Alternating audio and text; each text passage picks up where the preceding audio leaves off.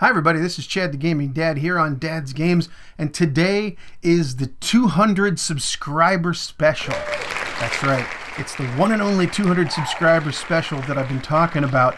But before I get into that, before I get into the actual special itself, I just wanted to take this chance once again to say thank you to everybody who's subscribed. I think we're up to almost like 220 now, maybe even more. Things are going good at Dad's Games. Thanks a lot, it's all because of you guys.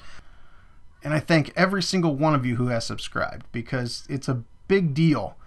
I mean, I watch the screen, I see when people subscribe, but believe me, every time I see that number change, it really makes me happy, because I started this channel because I wanted a place where I could talk about video games and have a discussion, show some things that I liked, show some things that I didn't like. You know, do a couple of video reviews. I used to watch G4 all the time and the guys doing reviews on there. I wanted to kind of be like that. I was like, man, how do those guys get to do that? You know, so here it is. This is my shot. Just going ahead, and it's pretty fun to put your opinions out there and let people hear what you think about things. So that's really what got me started, is I just wanted to kind of talk about video games and have fun doing that, not just playing them, but actually talking about them and making videos. The reason why I called the channel Dad's Games was because I've been buying games my whole life, ever since I was just a kid. But for some reason, I always knew that someday I was going to be a dad, and that if I hang on to all these cool games, someday when I get older, I'll have little kids of my own that I can show, and I can teach them all about it. And so when it came time to name the channel, I now have the kids, and I am showing them things, and we sit around and play old video games and new video games together. It's really great. And so all these games that I have, games that I bought, they're no longer just my games. They are now known as Dad's Games. So there's the name of the channel. And now, not only do I get to share my games with my kids, but I also have a channel on YouTube, and it's so nice to see that people are watching it, because now I get to share my games with all of you out there too. So that's really cool. Okay, so now we go to the actual special itself. Once again, I want to thank everybody for watching, and now you get to find out how I went from being Chad the Gaming Dad to Kaiser Stern. Back in the massive boom of pro wrestling and the WWF in the 1980s, I was one of many kids who would wake up every Saturday morning, not for cartoons, but for Wrestling Challenge.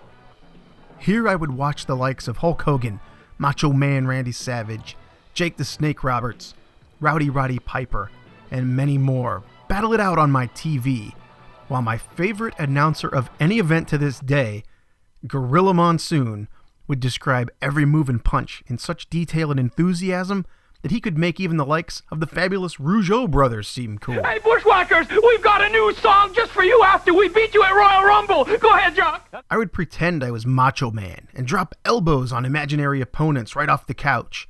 And occasionally Rowdy Roddy Piper would catch up to me, put me in the sleeper hold, and there I was laying on the carpet, raising my hand once, twice, and then the third time come back to life and Hulk up for the big comeback. Ooh, yeah!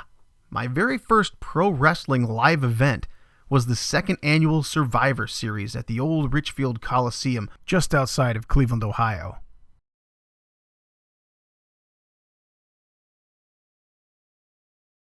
I was only 14 then, and I was so excited to see all of my heroes in action. I can still hear all of the people outside in the parking lot after the event doing their best Hacksaw Jim Duggan, ho! So fast forward to 2007. I was now in a professional job, cubicle and all, and I had not been watching much wrestling since most of my heroes were not as young as they used to be, and I had not yet really grabbed a hold of the new guys. I realize now that I missed out on some really awesome 90s Attitude Era, but anyway, I was now getting pulled back in. I was going to pay-per-view shows and watching Monday Night Raw every Monday. It was a great way to forget about the crappy work week in the cubicle. So now I was becoming another newborn wrestling fan again. I naturally was drawn into the likes of John Cena, Randy Orton, and Chris Jericho, And heck, I even got to see Hulk Hogan make a comeback live in Cleveland. Now that was cool. So about this time, I had started going back to the gym and working out. You know, spending all that time in the cubicle isn't really great for your physique. And since I was watching wrestling, I was inspired a lot by John Cena. And then, one night in Canton, Ohio, WWE Live came to town. So, naturally, I had a ticket. I went to the show, and it was great. And as I stood out back of the venue, I saw some of the wrestlers coming out. And then I saw my new hero, John Cena. He came along signing autographs to all the people that had lined up. And I was waiting in line as well.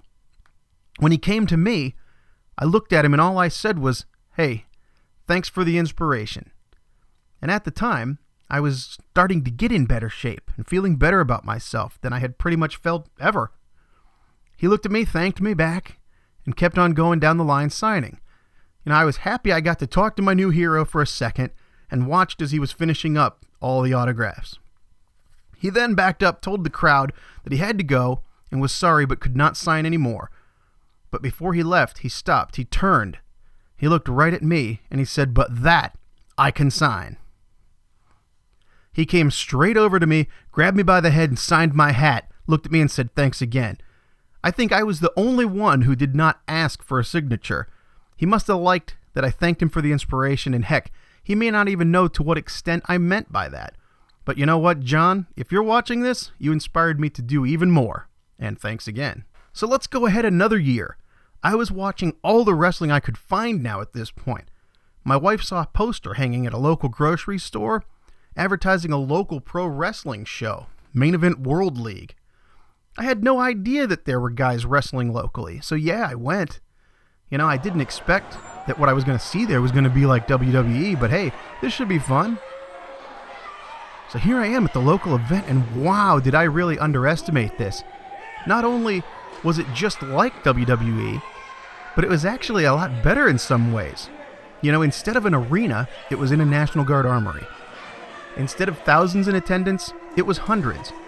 And instead of world-famous wrestlers, I was witnessing local guys putting on a great event, and these guys were doing all the moves, slams, dives off the top rope, everything.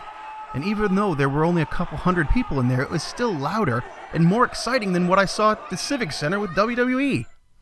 After the show, they made an announcement saying that they had opened up a school for wrestling. And I immediately went over because, really? A wrestling school to be a pro wrestler? I talked to them, and it was very hard to believe, but was I going to try to train to be like my childhood and now adulthood heroes? The answer was yes. Yeah, I am the cream. So here we go, my first day of wrestling training. Oh man, was I scared to death. I did not know anybody there and felt very out of place. You see, we now find ourselves in 2008. I was 34 years old, and many of the guys that were wrestling were around 20 years old and in way better shape than me. You know, I was doing okay because of the time I'd been spending in the gym, but these guys, come on, 20-year-olds in their prime. These guys were a little intimidating, but I took a deep breath, stepped in the ring for the first time. Wow, stepping in between those ropes for the very first time, I was about as nervous and as scared as I had ever been. So that day I learned a basic bump. A bump is what wrestlers call the different ways that they fall down. I did this probably about 20 times, and to my surprise, nothing was broken. Hey, I was doing okay. There really wasn't much else involved in the first day. It was pretty simple, just learn how to bump. I felt pretty good about it. Until the next morning. You see, this was kind of a test to see if I would be worth the time training. Most people that train to be a wrestler quit almost immediately. And well, I'm here to tell you that I was also one of them. I hurt. I mean, not like sore or tired, but I mean, I couldn't move my head up and down. Standing up from the couch was almost an impossible feat. So yeah, I was already scared and nervous, but now I was embarrassed, humiliated, and mad at myself for not being tough enough. And I called the trainer, told him that I just wasn't going to be able to do it, And after that phone call, I sat there, alone in my apartment. This was a very bad feeling. I couldn't watch wrestling. I couldn't go to any shows. I couldn't do anything wrestling related for quite a while. I felt terrible. I did not become like my heroes. All I became was another wrestling failure. Now, many wrestlers will tell you, and I agree, that once you step in that ring, it gets in you. It becomes like some crazy addiction that you can't shake. I was pulled back.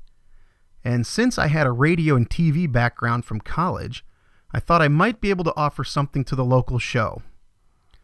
So, hanging my head in embarrassment and shame, I went back to the show, talked to the promoter, who also was the owner and trainer and pretty much ran everything at the show, and I told him that, hey, sorry I couldn't train, but maybe I could announce for him and help make some videos, edit some DVDs together that maybe we could sell. And he said, fine. I mean, what did he have to lose? If I sucked, he could just tell me no at any time and get out of here. So he gave me a chance. So again, here I go. I got to be part of so many great shows. I got to meet and spend time with the one and only Jake the Snake Roberts.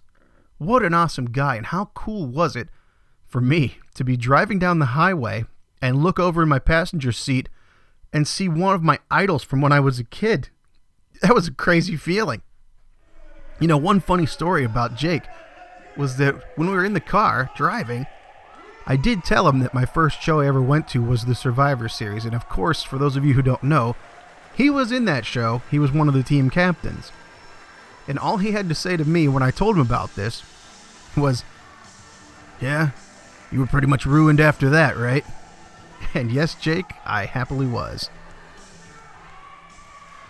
So this time, it worked out in wrestling. I really wasn't being a failure. My radio background was great for announcing, and I was producing DVDs of every show that we would sell at the next show. Good stuff.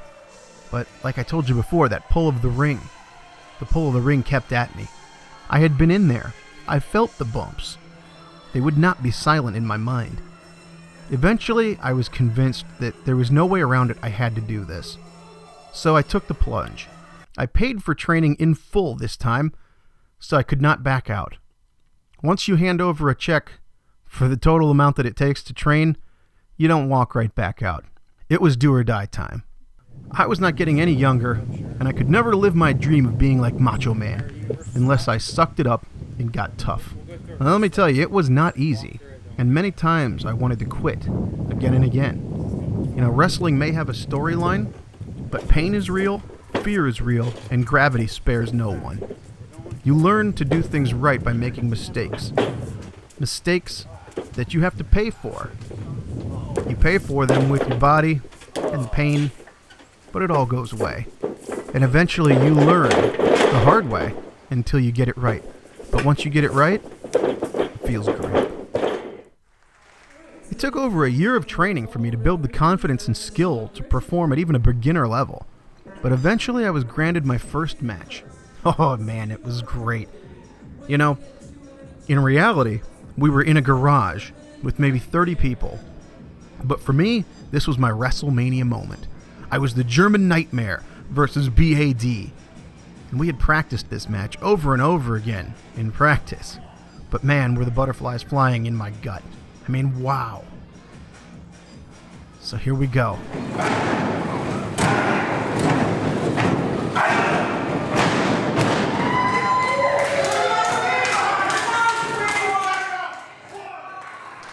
Match is over.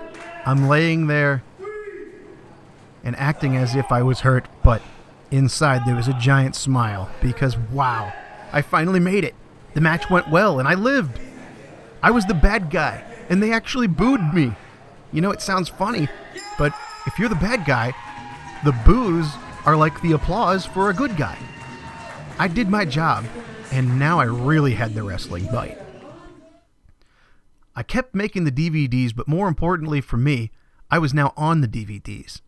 Sometimes I would manage another wrestler, where I would try to channel all of my best Bobby the Brain Heenan information I could remember from my childhood. Sometimes I would wrestle as an evil CEO, Avarice Smith, but my main character was still being held back till I was good enough to use it. The crazy thing about wrestling is that all the time you spend training in the gym, in the ring, learning the psychology, dealing with the injuries, all of that for just about 10 to 20 minutes of glory performing in front of people. But this is the only way you get to feel what it's like to be like the heroes that are in your mind. And there's never been a time, never once, did I stand on those ropes in the corner and not think about Macho Man and how I would imagine standing on my couch when I was a kid. So finally, it was time to become Kaiser Stern. I grew out my hair. Yes, it is my real hair. It may be colored a little darker than it naturally was at the time, but hey. I had the gear, had the t-shirt. I even looked like a wrestler, and even better, I felt like a wrestler. I knew it. I had finally become a pro wrestler like I had dreamed of ever since I was a kid. I had many great matches with many great wrestlers, but some of my favorite matches are against one of my best friends, Johnny Gunn. He helped me train from the start. He was even there on the very first day and worked with me all the way through till the time when I was doing shows. And hey, we even tagged up for a few matches, and that was awesome. I was able to wrestle on shows with some WWE guys, some larger crowds, some smaller crowds, and everything in between. But every single one, every match I had, I treated like a WrestleMania moment in my head. You see, when you walk through that curtain, it doesn't matter whether there's 20 people or 20,000 people. You have to believe that you're there to put on an awesome show, and I did. You know, I got to sign stuff for kids, took pictures with them, the whole thing. I mean, who knows? There might even be, maybe even just one kid out there that looks at a picture he took with me and wants to be like that someday. I mean, wow. That is a really awesome thought. You know, in the last few years, I've slowed down a bit. I'm currently now 41, and I've had a couple injuries in wrestling and also outside of wrestling that were very real and set me back a little bit. But even to this day, I still get the itch. When I go back to the shows now, I normally wind up as a manager, but every now and then I get back into the gear for a Royal Rumble match or something. But one thing that I will never lose is all the memories of when I got to live my childhood fantasies of being like Macho Man. Becoming Kaiser Stern was one of the biggest accomplishments of my life. Only getting married and being the most awesome dad for my kids are more important to me. Anytime I get nervous or scared of something, I just say to myself, dude, you are a wrestler. You can do anything. And this gets me going. Even this YouTube page is a result of my confidence I gained as a wrestler. You know, starting a YouTube channel is a pretty scary thing to do too. But no matter how old you are, no matter how young you are, no matter what, you just need to start doing something. You can accomplish anything. Thanks for watching. Thanks for the 200 subscribers. The future is looking nothing but up. You may even see me on occasion out on the wrestling circuit. So just like always, you never outgrow video games, and you never outgrow trying something you always wanted to do. Thanks for watching. I'm Chad the Gaming Dad, and sometimes Kaiser Stern. And this is Dad's Games. So see you on the next one. So long, everybody.